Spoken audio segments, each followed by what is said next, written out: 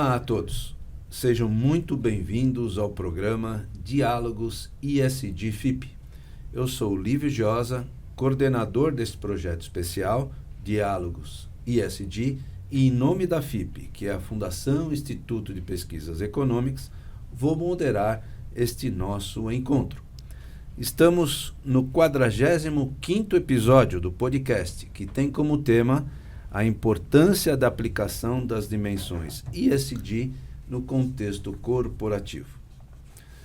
Este espaço de diálogos e debate tem o objetivo de trazer a vocês, que nos acompanham, o estado da arte da temática sustentabilidade e a aplicação dos fatores ISD nas organizações. Lembrando a todos que ISD é uma sigla que representa as palavras em inglês. O E é o Environment, o S é o Social e o G, Governance. Mas aqui nós vamos falar em português, o E será o A, Ambiental, o S, Social e o G, Governança.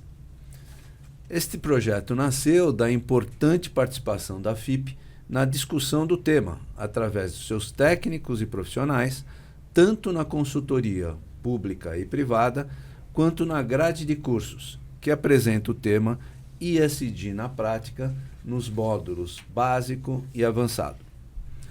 Importante também informar que o programa Diálogos ISD-FIP tem o apoio do IRIS, o Instituto ADVB de Responsabilidade Socioambiental, da SEBRASE, Central Brasileira do Setor de Serviços, da ANEFAC, Associação Nacional de Executivos de Finanças, Administração e Contabilidade, do SENAM, Centro Nacional de Modernização Empresarial, e do Sindeprestem, organizações estas que entenderam a importância do tema e os seus impactos junto a todos os públicos com que se relacionam e também junto ao mercado.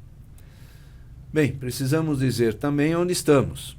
Este é o estúdio do Sindeprestem, Sindicato das Empresas de Prestação de Serviços a Terceiros, Colocação e Administração de Mão de Obra e de Trabalho Temporário no Estado de São Paulo, que nos apoia neste projeto, local este que realizamos todos os nossos programas. Para você acompanhar os episódios do Diálogos ISD, basta acessar o podcast através do Spotify e canal do YouTube da FIP e das demais redes sociais, Instagram, LinkedIn, Facebook e Twitter, e também nos canais e plataformas do Sindeprestem, do IRIS, da SEBRASE, da ANEFAC e do SENAM.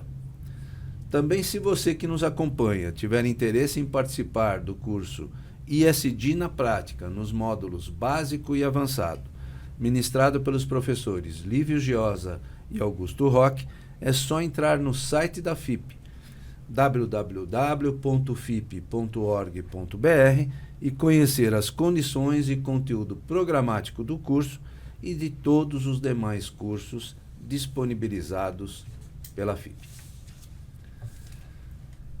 Para dar início ao programa de hoje, quero apresentar as nossas convidadas, belíssimas por sinal.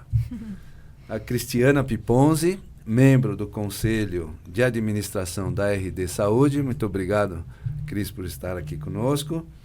E a Juliana Patti, Head de Gestão de Eventos e Divulgação Brasil e América Latina da Bayer. Muito obrigado, Juliana, sejam muito bem-vindas, é uma honra ter vocês aqui. E eu vou, antes de passar a palavra a vocês, só fazer alguns comentários para que a gente possa se situar, né?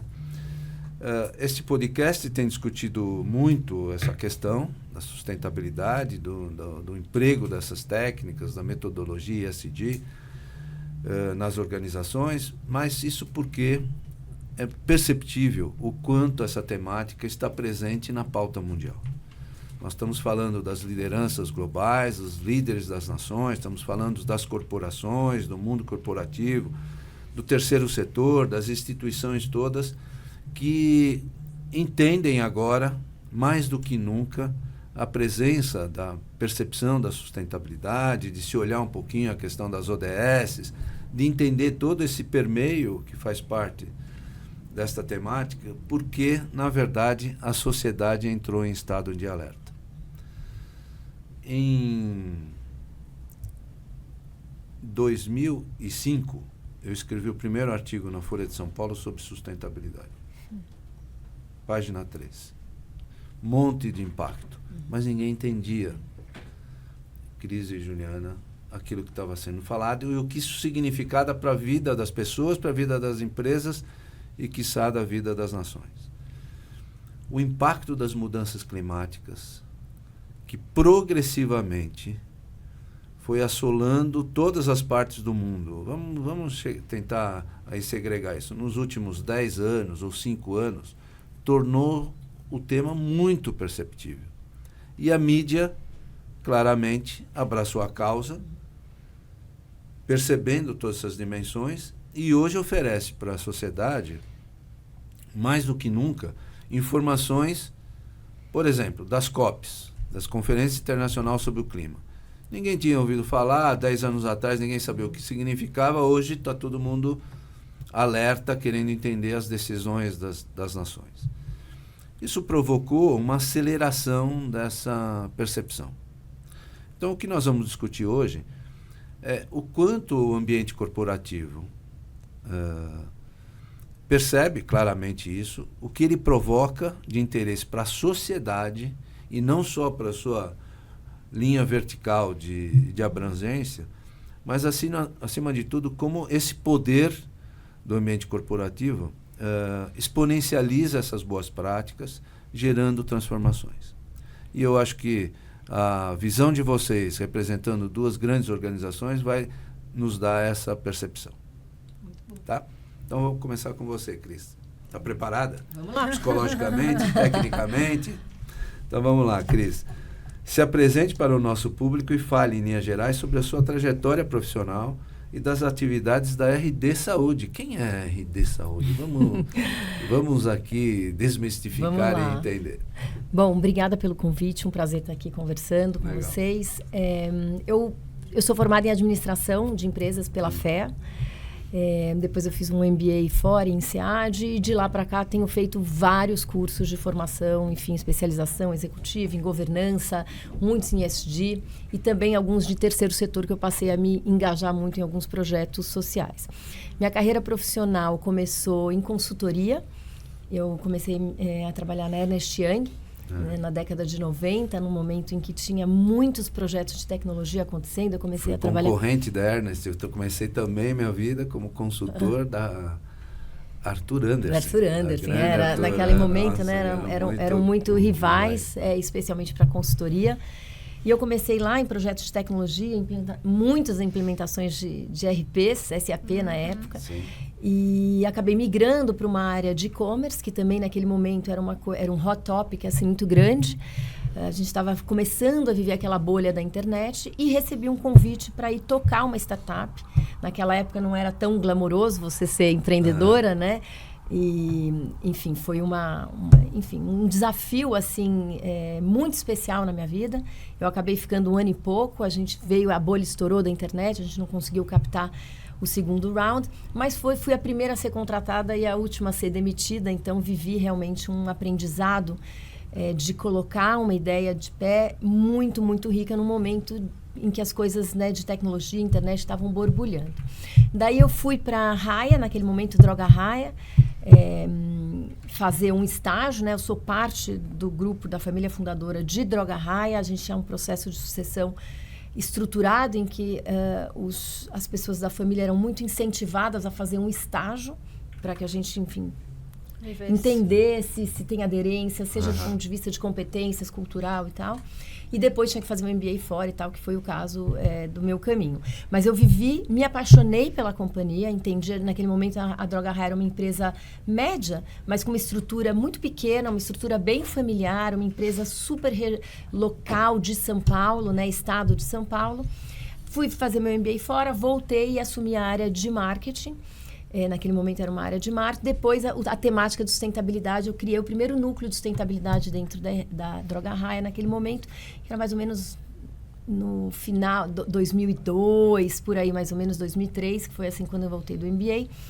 E fiquei lá por um tempo, né, uns 12 anos como executiva, e acabei depois indo para o conselho da empresa. Tive o privilégio de viver um crescimento muito acelerado. A gente fala que do ponto de vista societário por tudo a gente passou um pouco, então de uma empresa familiar pequena, média, para a entrada de fundos de private equity, que foi um momento muito importante de aceleração, não só por conta do capital, mas muito por conta da disciplina financeira, enfim, de criação de valor que a gente trouxe, que o fundo trouxe. Depois IPO e depois uma fusão com o Drogasil, uma fusão de iguais, super desafiadora e de muito sucesso. Então, estou no conselho já vai fazer 12 anos. Tenho como responsabilidade, além de ser conselheira, a liderança do Comitê de Estratégia e do Comitê de Sustentabilidade, que eu ajudei a criar. A gente tem muito orgulho, a gente vai ter chance de falar um pouquinho mais sobre isso. E hoje, além de RD, eu também sou conselheira do Banco Santander, aqui no Brasil, de um outro fundo de private equity, e atuo em alguns institutos também, através do conselho em educação, saúde mental, e um que atua diretamente na Amazônia. Então, do ponto de vista da minha história, é isso. A agenda de ESG na RD Saúde agora, que é o resultado da fusão de Droga Raia com Drogasil, ela tem ganhado uma aceleração muito grande dos últimos 5 anos para cá. Acho que toda empresa, são empresas centenárias, né, tanto Raia como Drogasil. As empresas que duram, elas têm um olhar de impacto para stakeholders de uma forma mais sistêmica dentro delas de alguma maneira, senão você não sobrevive. Eu acredito muito nisso. Você olha, né, só internamente, só para o valor que você está gerando para acionista, eu acho que isso traz desafios de perenidade. E eu acho que a gente sempre teve. Mas, como você falou, acho que o contexto que a gente vive, ele explicita de uma forma muito urgente o quanto a gente tem que acelerar essa agenda e entender o papel que a companhia pode ter para o impacto para a sociedade, para além do seu negócio. Só um comentário final. Eu tive a semana passada... Final não, inicial, meu filho. Final da minha fala inicial. Eu tive a semana passada num evento muito interessante na Suíça, né, do Fórum Econômico Mundial, em que a gente tinha um grupo de conselho, era para conselhos, como é que a gente acelera a agenda climática através dos conselhos. E aí, não sei se isso é claro para todo mundo, mas para mim, eu sabia que era concentrado, mas não sabia que era nesse nível. Das 100 principais economias do mundo, só 30 são países, né? 70 são empresas, são companhias, são corporações. Então, é mais para reforçar o seu ponto de que, de fato, a gente tem um papel fundamental de transformação da sociedade enquanto lideranças dentro das organizações, né? E só antes da Juliana falar, fazendo um breve comentário, a história no mundo demonstra que as inovações, as principais mudanças começam nas empresas, né? As empresas, elas acolhem esses processos, desenvolvem ou tornam mais alinhados com a sociedade, e aí depois vêm os outros atores no processo capazes de fazer essa mesma transformação, né? E sobre a temática sustentabilidade, eu costumo dizer o seguinte: a empresa, ela tem aquele eixo central da sua atuação, ela tem o seu mapa de stakeholders que ela influencia, sua cadeia de fornecedores, mas está ali concentrado numa área delimitada. Quando o poder público assume qualquer agenda, o que ele faz é uma transformação coletiva. Exato. Seja no legislativo, seja no executivo. E é isso que a gente quer, né? O poder público precisa cada vez mais, sobre essa pauta da sustentabilidade, assumir a sua responsabilidade para poder fazer a transformação ficar muito mais evidenciada. Muito bem, Juliana. Prazer estar com você aqui. Se apresente também para a nossa audiência e fale sobre a sua trajetória profissional e das atividades da área de gestão de eventos da Bayer. Por favor, Ju. Bom dia, obrigada pelo convite. É muito especial poder trocar com pessoas como vocês esse tema. Eu sou formada em administração também, fiz uma MBA em turismo mercadológico, então eu sou do segmento de viagens, turismo e administração, marketing. Eu comecei a minha trajetória dentro da área de compras, então eu falo que ninguém escolhe, né, trabalhar na área de compras, simplesmente acontece essa transformação. E quando a gente fala em terceirização, eu percebo que eu passei por isso, né, muitas transformações nesse sentido de terceirizar o que não é core na empresa, né? Estou na Bayer há 16 anos, comecei na área de gestão de viagens, que ficava dentro da área de compras, fiz uma carreira de 10 anos na área de compras, passei por muitas aquisições, muitas terceirizações e todas as categorias de serviços ali. Eu tive a experiência de poder comprar junto com um time grande. Hoje a gente tem uma terceirização com uma empresa que se chama GEP, então ela está lá na área de compras, então a gente tem algumas pessoas que ficaram enquanto buyer, mas fazendo a gestão dessa terceirização, que tem hubs na Costa Rica, em São José dos Campos, uma terceirização global. E aí, nesse momento que aconteceu essa transformação na área de compras, eu fui para uma função regional na área de eventos. Uma estrutura nova, que a Bayer tem 90 países com gestão de eventos. Então, quando eles trouxeram essa posição Latam, obviamente, várias pessoas da América Latina se aplicaram. E eu fui uma delas. E foi exatamente quando a Bayer comprou a Monsanto. Então, você tinha pessoas ali também das duas empresas nesse momento de novas aberturas de posições. E foi uma transformação, né? E aí eu assumi em 2020, quando foi em janeiro 20, em março deu a pandemia. Então, para o setor de eventos, foi muito impactante, né, a questão da pandemia, porque todos os eventos até então eram presenciais. Foi aí que a gente entrou com a parte toda de eventos online, da transformação digital. E foi nessa pausa entre você sair do presencial e criar o ambiente digital, obviamente a demanda caiu. Então, você manteve eventos no que era indispensável, o lançamento de produto, que tinha ali aprovação para lançar produto, você não podia perder o time. Então, a gente foi para o canal digital, mas a gente teve uma queda. Foi exatamente nesse momento que o time do Brasil começou a olhar para a sustentabilidade e pensar, quando a gente voltar para o presencial, como a gente pode se transformar? E aí a gente estudou muito, né, sobre o tema num grupo Brasil. E aí depois, quando a gente for conversando, eu vou te contar como é que esse projeto que nasceu aqui tornou-se um projeto global dentro da Bayer. Muito bom, muito legal. Cristiana, conte-nos com mais detalhes sua experiência em participar como membro do Conselho de Administração da RD Saúde e líder dos comitês de estratégia de sustentabilidade, observando não somente como membro do board, né, que você tem aí uma visão da empresa, mas sim pelo olhar do cliente e seu impacto na organização. Porque, na verdade, a RD hoje, você pode dizer os números por obséquio, impacta os seus colaboradores, impacta o consumidor, que sou eu também, tá? Sim. É muito interessante essa pergunta, né? Só para contextualizar, você falou aí números da RD, né? A gente tem mais de 3 mil farmácias espalhadas pelo país, são 50 mil funcionários, 12 mil farmacêuticos. Né? A gente é o maior empregador de farmacêutico do país. Isso vai explicar um pouco a nossa estratégia de futuro. E faturamento, né, de 35 bi em 2023, no último número divulgado. E uma empresa B2C, uma empresa que está todo dia atendendo milhões de clientes todos os dias, né? É uma jornada de saúde de muita frequência, né? Diferente de outros negócios em que você, sei lá, você compra uma geladeira uma vez por ano, uma vez, né, por anos. Sim. A gente tem uma relação de muita frequência. Então, esse olhar do consumidor, mesmo no conselho, ele é uma premissa de negócio, né? De sucesso. E eu acho que é interessante contar um pouquinho a história da RD, onde a estratégia se juntou muito com a nossa visão de sustentabilidade. E isso veio muito através de um projeto que a gente fez de olhar para o cliente do futuro. Né? Então, a gente fez um projeto em 2017, 2018, chamado Futuro da Farmácia.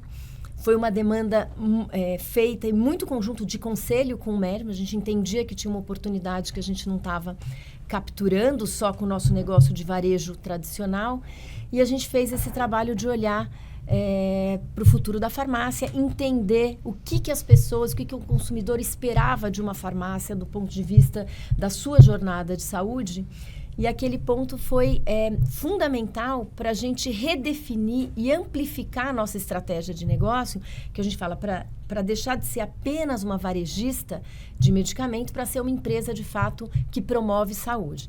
Então, isso é uma mudança muito estruturante do ponto de vista de estratégia e de sustentabilidade, porque a gente passou a construir soluções em que a gente cria valor para o negócio, deixando as pessoas mais saudáveis e não só tratando quando a pessoa já está doente. É uma coisa da vida, a gente precisa.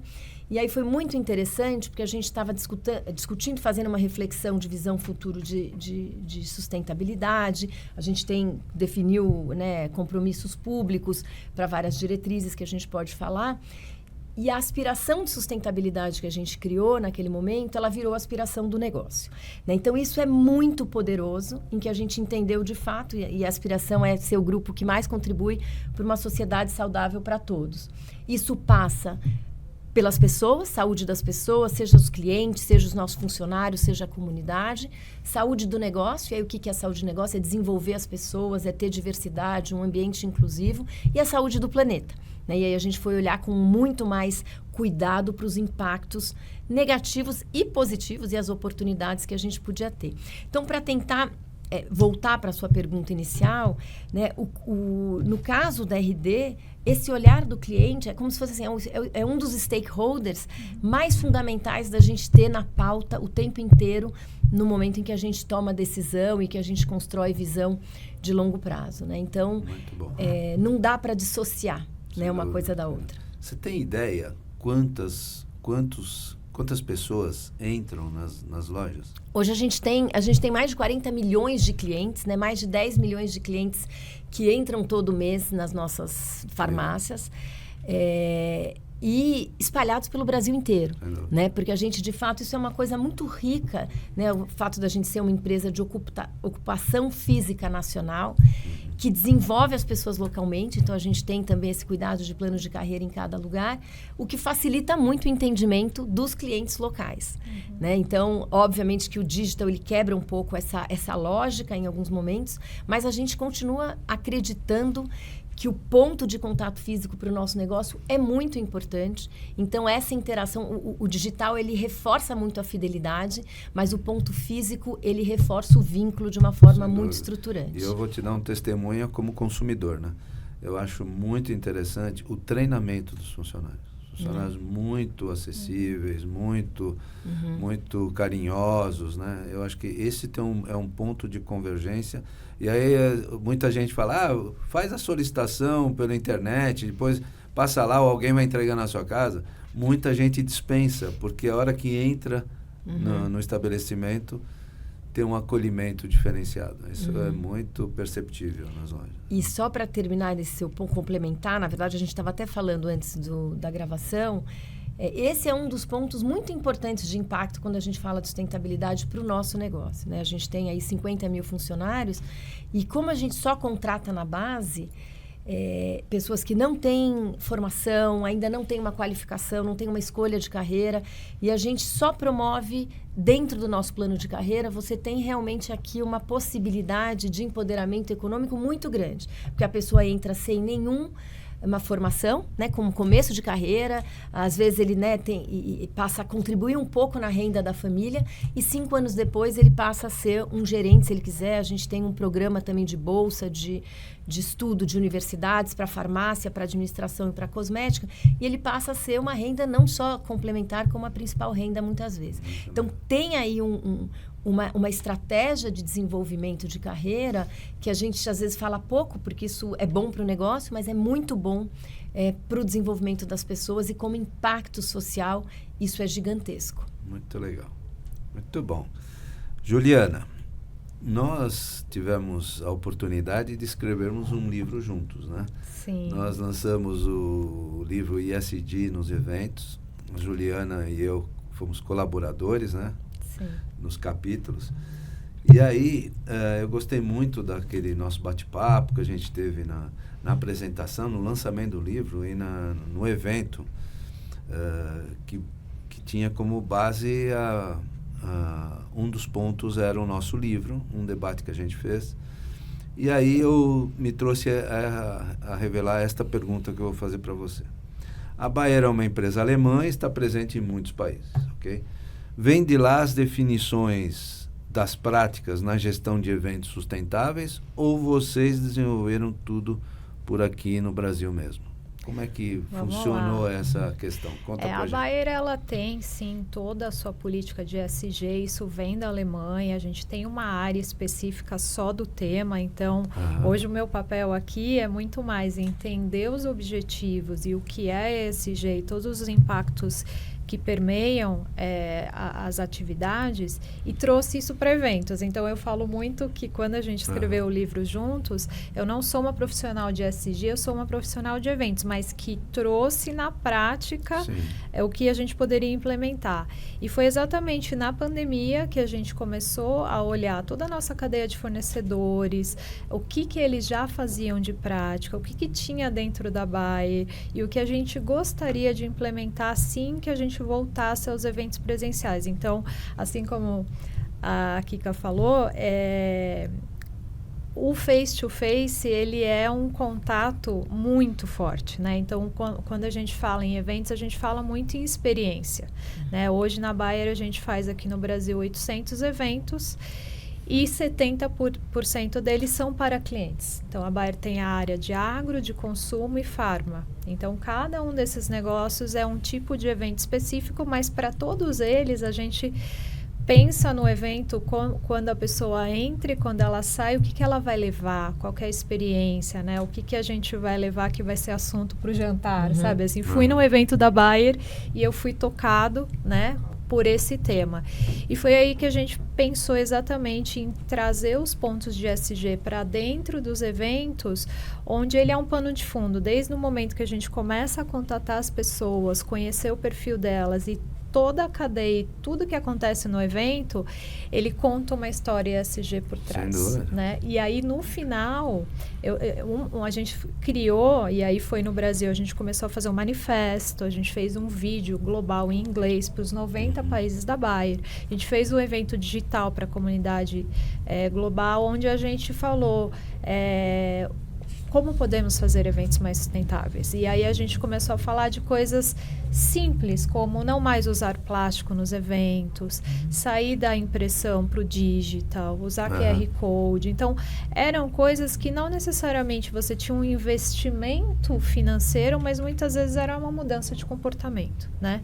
Então, a gente começou a por simples atitudes. Então, a gente fez um desafio, era online o debate, né, sobre o manifesto, e a gente fez, assim, pediu para as pessoas, era online, levantar a mão assim, e a gente começou a fazer perguntas sobre o comportamento ESG simples do dia a dia para as pessoas entenderem se elas estavam fazendo na prática ou não.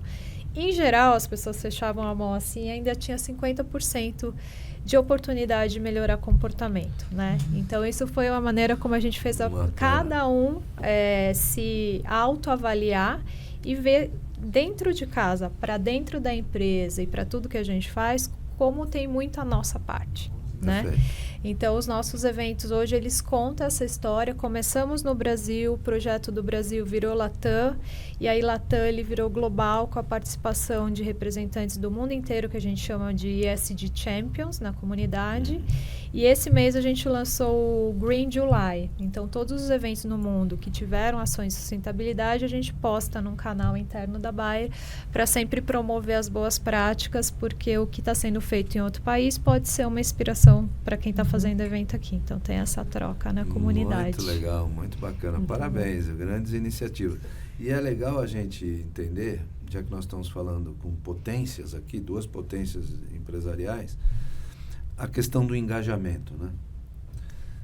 Só dá certo implementar ações de sustentabilidade, especificamente, se tiver engajamento. Não adianta só a cúpula, mas você tem que passar isso para todas as atividades da empresa através dos seus colaboradores, para que eles possam pensar e aplicar e construírem um pensamento virtuoso a respeito do tema, né?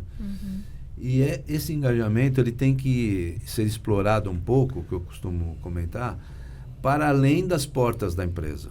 Porque dentro da visão hierárquica, muitas vezes esse engajamento é meio que forçado, né? Porque você tem lá o diretor chamando, o gerente, que quer que você cumpra metas internas. mas esse colaborador ele tem que virar um exponencial transformador, ad hoc, fora da empresa, na família, na sua casa, na família, começa em casa, né? Em casa, na família, no clube, na igreja que ele frequenta, na escola que ele está, no bairro. Ele tem que ser um disseminador das boas práticas sustentáveis. Né? Então, esse é um papel que a empresa tem que forjar. E quando você falou que eles levantam a mãozinha lá, isso é importante para sentir. Eu conto no livro, eu coloco até as perguntas, exatamente. Porque ela pode ser aplicada assim, em qualquer reunião de trabalho. Falar de pegada ecológica, falar de quanto cada um emite de carbono no seu dia a dia, isso é importante entender. E essa reflexão, essa autoavaliação é ponto de partida para qualquer coisa. Sem dúvida. Verdade. Sem Perfeito, dúvida. é muito legal. Ok, muito bom. Cris, ou Kika, né? Agora já ficamos íntimos aqui. Eu já chamei ela de Kika também. Virou Kika. Então, tá bom, vamos falar da Kika. A RD Saúde já desenvolveu, e aí quanto às práticas, agora a gente vai nas práticas ESG. Já desenvolveu a sua matriz de maturidade e a matriz de materialidade no que tange as práticas de ESG? Já passamos por esses movimentos? Fase, né? Sim, já passamos por essa fase. Acho que a matriz de materialidade, ela é também um ponto de partida, ela é uma avaliação, um assessment, né, de stakeholders sobre as questões materiais, muito importante para a definição da estratégia. Dá um encaminhamento, né? E para a escolha, né? Porque exatamente. É uma agenda tão complexa, é uma agenda que você tem tanta coisa para fazer em todas as direções, que conseguir hierarquizar e priorizar é muito fundamental, seja para você ser mais eficiente e para as pessoas sentirem que estão realizando. Porque essa mudança de comportamento, né, que a gente estava falando, ela vai sendo reforçada no tempo conforme você vê que é possível mudar, que é possível gerar impacto positivo, que dá para trocar uma coisa pela outra. Então, esse reforço da jornada, de você ir realizando as coisas é muito importante. Então, a matriz de materialidade, ela também te ajuda a dar esse norte, mas, ao mesmo tempo, priorização de curto prazo. No caso da RD, a gente fez a primeira matriz de materialidade, a gente fez ainda antes da fusão em Raia, em Droga Raia. Difícil, você faz, você não consegue, né? Quando a empresa não está madura ainda para pegar aquela agenda, as coisas vão meio devagar. Veio a fusão, as companhias tinham níveis de maturidade muito diferentes da temática de sustentabilidade. Então, também muitos desafios. A gente fez a fusão em 2011 e acho que em 2016 a gente fez pela primeira vez de uma forma bem profunda e conseguiu tirar muito suco dali para colocar realmente como plano de ação e priorização. Isso foi em 2016. Em 2022, a gente fez uma reavaliação dela, porque é uma coisa viva. O contexto muda muito. É orgânico, né? Tem que acompanhar a Exatamente. empresa. Por exemplo, do ponto de vista de governança, né, para dar exemplos práticos, a gente não falava muito de privacidade de dados, né? Há 10 anos atrás. Hoje, isso é uma coisa ultra relevante. A gente está num setor B2C com milhares de dados de pessoas de saúde, né? Dados super sensíveis. Então, isso ganhou uma força, isso começou a aparecer e, de repente, ele ganhou uma força muito grande na matriz e ajuda a gente a dar foco, investir tempo das pessoas, dinheiro, para construir aí, né, a nossa estratégia de privacidade e tal. Então, sim, a gente tem, e acho que é uma atividade que vira mais um ritual de gestão, de você adaptar e atualizar essa matriz de tempos em tempos. Às vezes você tem que colocar algum stakeholder que você não tinha identificado como relevante. Então, isso já está bastante incorporado na forma como a gente trabalha essa temática. Muito bom, parabéns, muito legal. Juliana, conte-nos um pouco mais, porque você já fez algumas abordagens, mas acho que tem tempo para isso.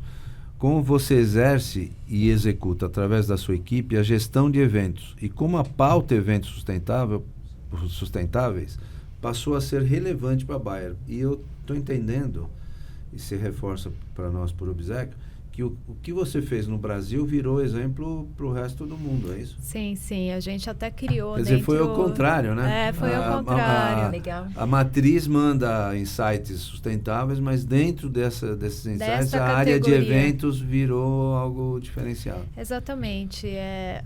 A gente desenha o evento já pensando em tudo que a gente pode permear, olhando para as 3 letrinhas ali de ESG. Mas uma coisa interessante para compartilhar é a questão do desenvolvimento de fornecedores locais. Então, dependendo do local que a gente escolhe do evento, a primeira opção é buscar os fornecedores locais para valorizar a região. Outra coisa que a gente começou a fazer é diversidade em palestrantes. Então, a gente olha para ter diversidade de mulheres, racial, até regionalização. Então, por exemplo, quando você vê esses filmes publicitários, normalmente não tem nem sotaque. E a gente falou, não, vamos fazer que a pessoa vai ouvir a voz e vai falar, nossa, que diferente, né? Com sotaque de alguma região específica, até porque o agro está pelo Brasil inteiro, então, quanto mais você olha para o participante do evento e traz um vídeo, alguma coisa que ele se sente representado, isso tem muito valor, né? Então, tem a ver com a experiência. Diversidade e inclusão também na parte de fornecedores com deficiência. Então, a gente tem os fotógrafos com síndrome de Down, que vão para os nossos eventos. E aí, muito curioso que você tem o fotógrafo oficial, mas você tem ali a turma da galera do Clique. E o fotógrafo oficial, ele falou assim, que quando o menino está fotografando você com a síndrome de Down, a sua afeição, ela é muito mais natural do que uma foto pousada ou pelo fotógrafo oficial. Então, muitas vezes, na hora que o menino está clicando você, o fotógrafo oficial vem e pega o mesmo clique, porque a naturalidade, e isso é incrível, né? E o quanto, por exemplo, num ambiente de 1.000 participantes, alguém tem na família ou próximo, e quando vê a gente dando a condição de trabalho para uma pessoa com deficiência, isso toca as pessoas, né? Então, a gente tenta ir em todas as camadas, desde simplificação de processo, de ir para o digital, inclusão de fornecedores locais. Quando a gente pensa no brinde também, que esse brinde seja de alguma forma, de alguma ONG, de alguma coisa que a gente vai contribuir, já que temos que dar um brinde, por que não dar um brinde que vai ajudar alguma causa, né? Ou também a parte de você está levando 1.000 pessoas para um lugar, doação, né? Tudo que a gente pode promover. A gente fez acho que foi em Campinas, tinha uma associação pequena de idosos, né? E aí todo mundo que ia para o evento levava um kit de saúde. Então, era um shampoo, um sabonete, uma pasta de dente, formavam-se kits e a gente entregou tudo isso para essa casa de repouso que cuidava ali da região. Então, a gente sempre promove ações. E aí, tudo que a gente faz no evento, depois, no final, a gente faz uma lâmina, a gente manda um WhatsApp com uma arte contando tudo que foi feito. Porque, às vezes, se você não conta, as pessoas não percebem. Às vezes, ela não tem o olhar, né? Isso a gente fala bastante, que dentro dos nossos 5 compromissos, a comunicação é um deles. Porque não adianta só você fazer, você tem que contar, porque não é todo mundo que tem o mesmo olhar sobre o evento. Então, a gente tem essa preocupação super também de fazer e contar que está fazendo, né? Que isso é importante. Bom, isso é super legal. Cristiane, a RD Saúde, seguindo a metodologia ESG, já desenvolveu o inventário de emissão de gases de efeito de estufa, né? O nosso famoso GE.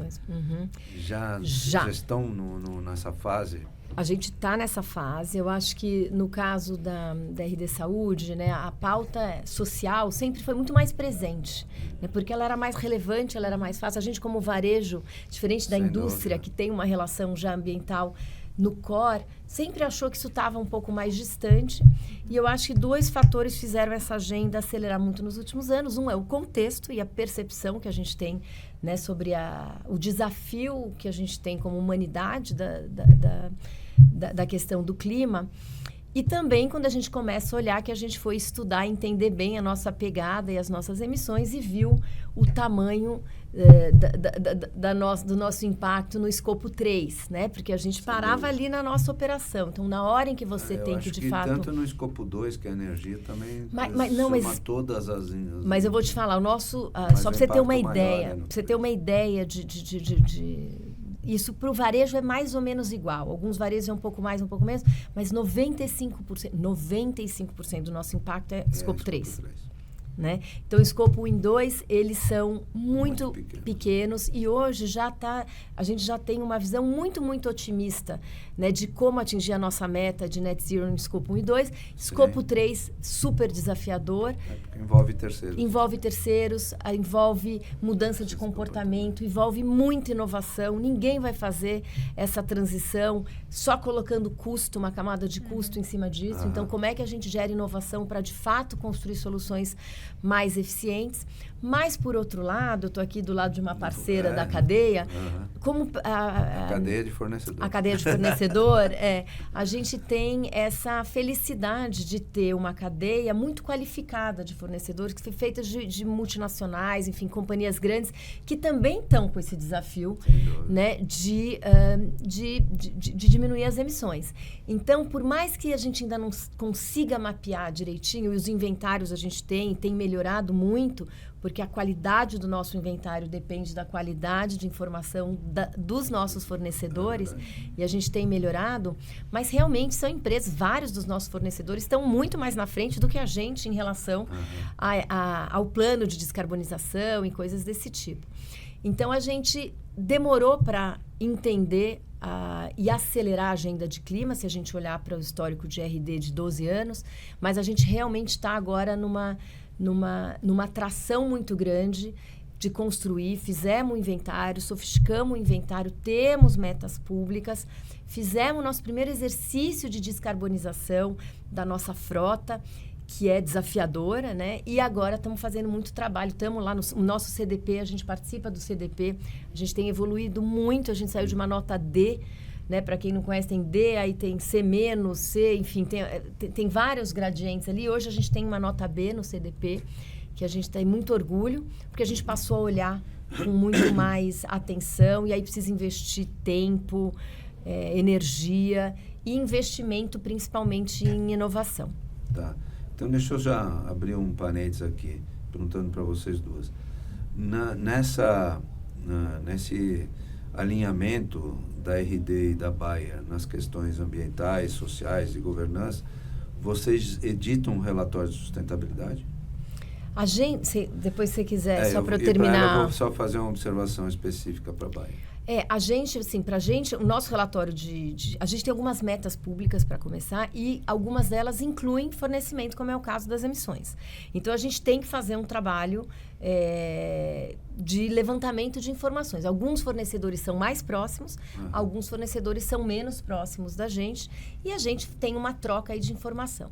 A gente está agora numa iniciativa com o CDP, que chama CDP Supply, que é, de fato, um fomento, um incentivo para a divulgação de informações e treinamento da nossa cadeia de fornecimento. Então, a gente fez uma experiência com 50 fornecedores, não me lembro se a Bayer está nesse, eu preciso checar, e que a gente teve uma adesão enorme de pessoas, dos fornecedores, querendo participar disso e, enfim, evoluindo os seus próprios inventários para que a qualidade do todo ficasse melhor. Então, acho que, assim, como varejista, esse é o nosso grande desafio. Trazer a cadeia junto, super desafiador. Alguns que vêm muito fácil, outros que são mais... estão em outro estágio aí da sua própria jornada. Mas a gente tem que conseguir trazer todo mundo. Muito bacana. E no relatório da Bayer, que tem um relatório que eu conheço, o item eventos tem entra dentro desse inventário de informações? Não, ainda não. A gente ainda está achando a melhor métrica de contabilizar. E sim, tem um processo global que olha todas as emissões de passagens aéreas dos grupos de eventos para achar uma métrica para poder reportar. Então, a gente ainda não está lá, mas a Bayer tem, pelo seu lado, sustentabilidade de todos os escopos muito bem organizado e liderado pelo time de ESG. E na parte de eventos, o que a gente tem feito muito é buscando realizar os eventos aonde está a maior parte do público. Dessa forma, a gente evita a emissão das passagens aéreas. Né? Então, se 60% está aqui em São Paulo, vamos fazer o evento aqui. A gente não precisa levar todo mundo para a Bahia, por exemplo, porque vai ter um custo maior e você vai ter as emissões aí de passagens. Então, a gente tenta realmente priorizar exatamente para evitar a emissão. Tá. E aí eu vou emendar na pergunta, Juliana. Nos eventos internos e externos, produzidos e ou contratados pela Bayer, ter o inventário das emissões de gases de estufa é importante em cada evento. Vocês produzem esta informação? Quer dizer, você tem o inventário de cada evento e você só contrata empresas sustentáveis? Ou você tem uma prática de identificar quem é que pode te fornecer práticas sustentáveis? Vamos lá. Hoje a gente tem certificação de evento verde para os principais eventos, não para todos, porque existe um custo para você contratar uma empresa que vai fazer toda a coleta durante o evento e vai fazer todo o relatório para poder certificar o evento. Então, como tem um custo, isso depende do budget, a gente consegue entrar ou não, mas de alguma forma a gente consegue para os grandes eventos.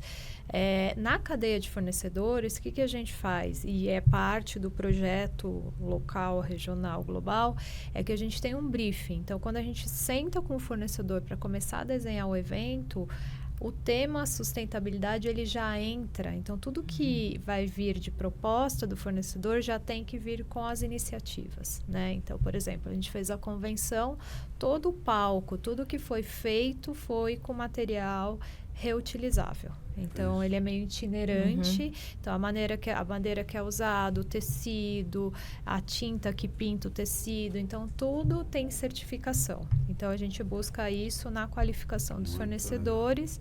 E já vem até do lado de compras, quando eles fazem a abordagem para o mercado, já tem uma guia ali só de perfil para entender que tipo de fornecedor. Entra no contexto das compras sustentáveis. Exatamente. Né? E eu participei de um projeto também enquanto compras, que a gente abriu algumas possibilidades para fornecedores menores, porque você imagina que para ser qualificado na Bayer tem que ter uma série de exigências, mas para poder incluir fornecedores de pequeno porte ou as startups, eles não iam ter 10 anos de experiência ou uma série de itens que de praxe a Bayer pedia no passado, ficou um pouco mais flexível para poder incluir também essas empresas menores de grupos de diversidade. Então, às vezes são empresas iniciantes, mas de alguma forma a gente consegue passar alguns jobs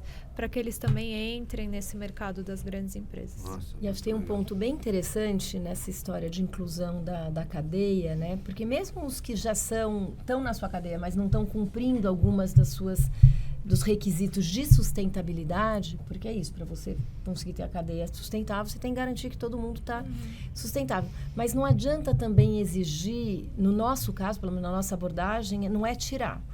É fazer plano de desenvolvimento junto, para que eles possam se qualificar e serem fornecedores sustentáveis num período de tempo, para que eles também... Porque tem um papel também, se você só disser não, são os pequenos que vão acabar não tendo condições de evoluir com essa nova demanda. Então, acho que tem um trabalho de parceria muito grande, que não é sim e não é tá dentro ou tá fora. Exatamente. Dá um trabalho louco. Eu lembro uma você tem que fazer plano, né, de negócio. Uma empresa de stand, eles não tinham, e eles eram um dos nossos principais fornecedores. A gente fez um plano.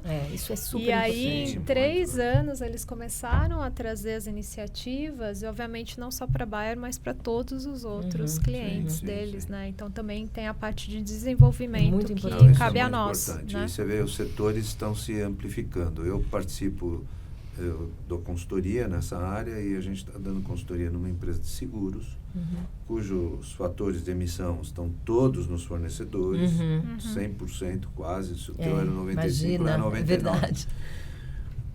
E quem são os fornecedores? As oficinas, os guincheiros. Super difícil. E como que você vai trabalhar? Então, a gente criou um projeto de integração, qualificação, treinamento desses grupos externos. Nossa, o resultado é incrível, incrível. A ponto de, Juliana e Cris, vou pegar um exemplo de oficina, né? Você tem uma dificuldade enorme de fazer os jovens irem para a oficina. Então, você tem muitas oficinas familiares que eram o pai, que depois o avô desenvolveu, o pai assumiu, mas a outra geração não conseguiu, não quer nem saber.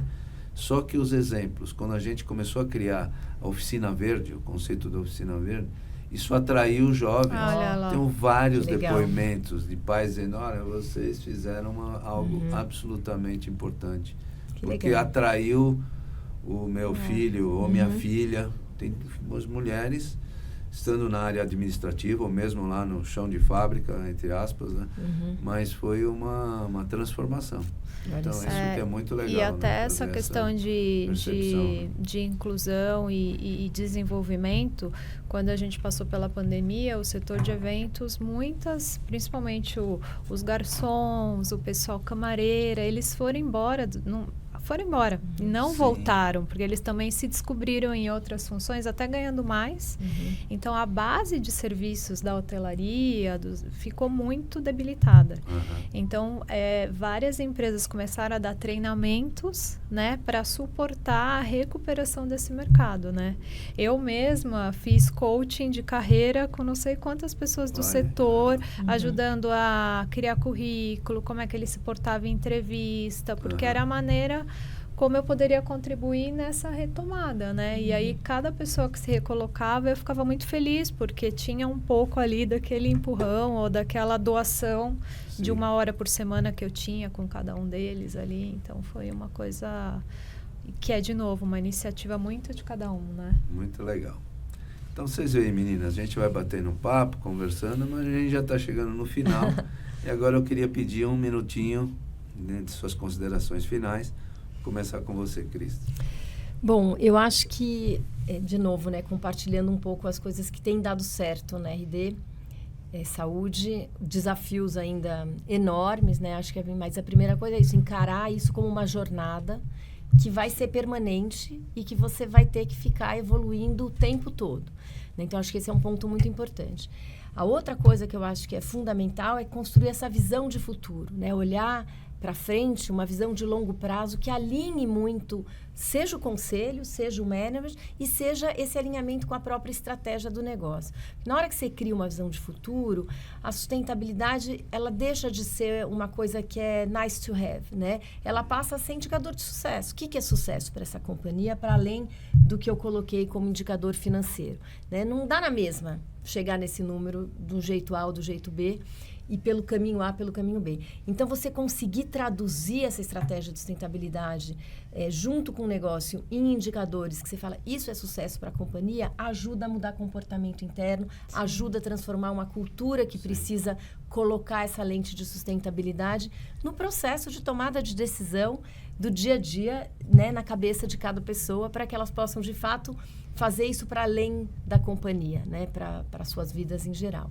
Então, acho que é um pouco isso. Acho que visão de longo prazo, estar alinhada com a estratégia de negócio e ter clareza do que é sucesso para a companhia no curto prazo também, não só no longo prazo. Muito bom. E temos que acelerar, né? Temos Exato. cada vez mais fazer em menos tempo, porque os problemas estão aí. E para acelerar, foi bom que você lembrou desse ponto, né, dessa urgência, a gente precisa ter um olhar de criação de valor, de oportunidade, de inovação, para a gente conseguir acelerar essa agenda, né? Quando a gente fica na lógica do risco só, a gente espera o governo, a gente espera aquilo ser obrigatório e a gente deixa de aproveitar um olhar de criação de valor e de oportunidade. Eu acho que essa chave também ela é fundamental para a gente resolver os problemas que a gente mesmo está criando, né? Muito bem.